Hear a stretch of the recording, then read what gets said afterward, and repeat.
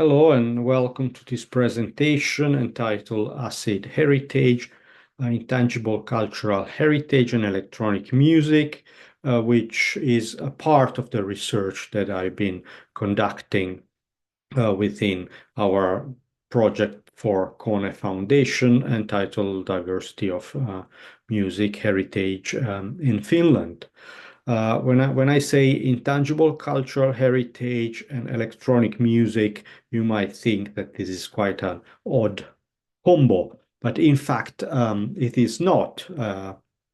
It is something which has been actually growing in significance in the last couple of years, and I will make a kind of short examples about these. For examples, in Brussels, the culture of clubbing has been recognized as part of the local inventory of intangible cultural heritage, together with the culture of beer, for example, or the culture of the carillon.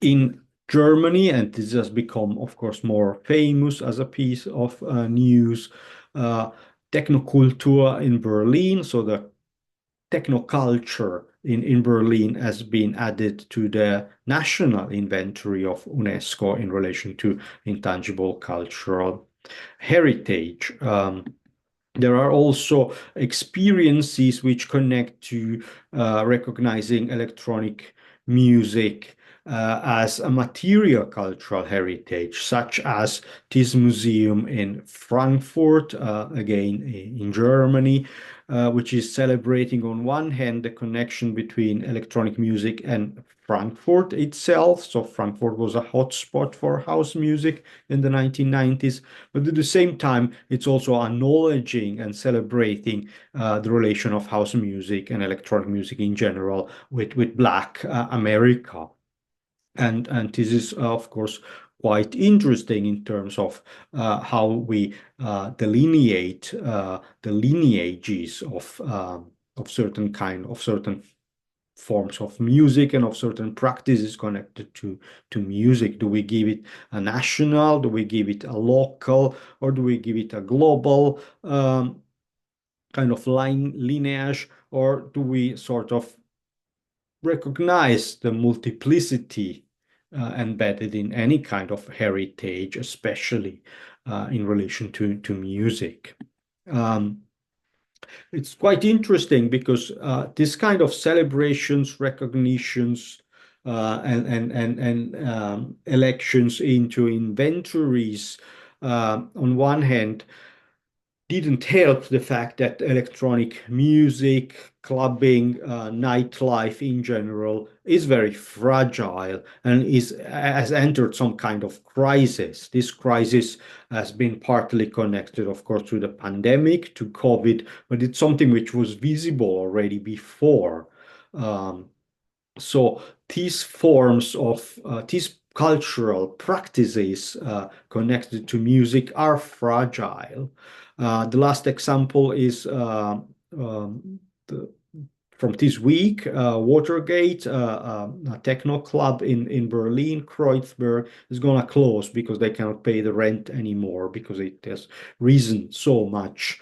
And this is an interview from a German newspaper with one of the owners of the club, who says that, like, if all the tourist glamour is removed, what remains is Berlin with no makeup. So it's quite fascinating. So if you remove all this celebratory dimension, what is left? Well, not much. And on the other hand, I mean, it's quite cynical, this club, the owner of Watergate, but he also states that, like, club culture doesn't work like that. It doesn't need more funding. Club culture is fast, is individual. You can't force it into a planned economy, even if we have benefited from the funding. So he's also stating on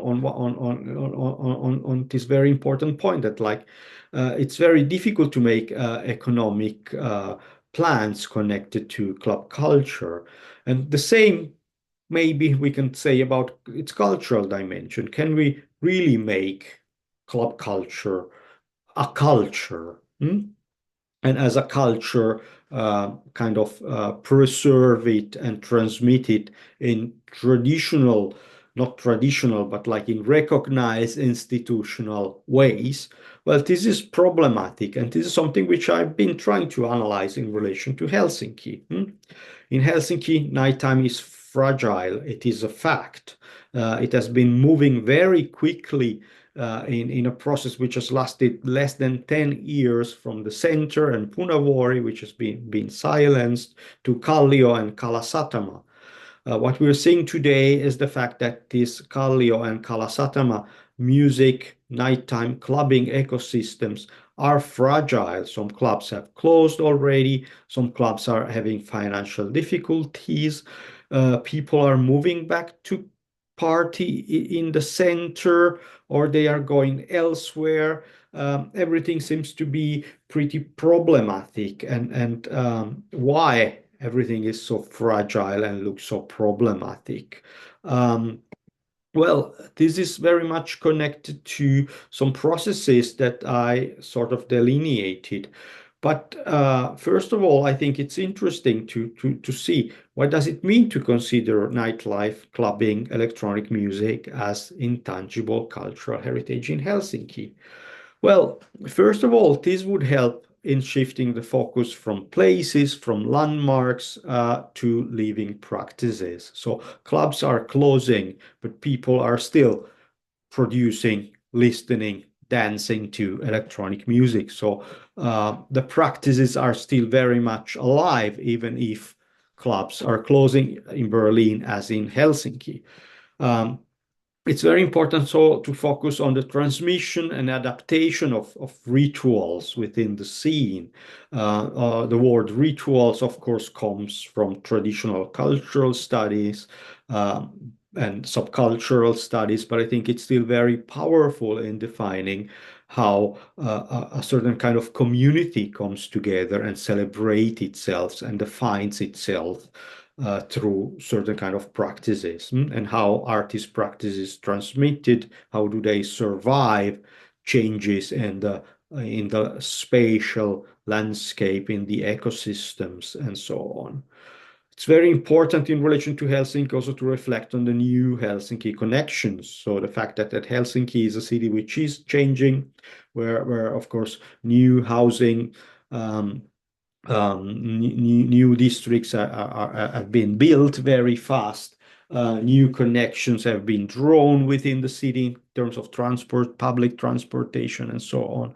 And how has that affected nightlife and clubbing and electronic music, or how electronic music and so on have been used to kind of create certain kind of atmospheres in certain districts that could be then sold, or that could be used to, of course, boost the real estate values of certain districts. It's very important to consider the idea of genealogy. So where does this music come from, as we already said? And it's very important, of course, to think in terms of legislation, the effects of welfare and equality in Finland. And of course, it's also important to ponder on informality. So the fact that all this transmission and adaptation of rituals is happening in very informal, DIY, amateur ways. And of course, also illegality is connected to, of course, the fact that clubbing is shifting into places which are not licensed for clubbing and so on. I already produced a couple of articles, and 2 articles are being submitted. So I thank you for listening to me, and I won't be able to answer any questions, but please let me know if you are interested in my research. Thank you.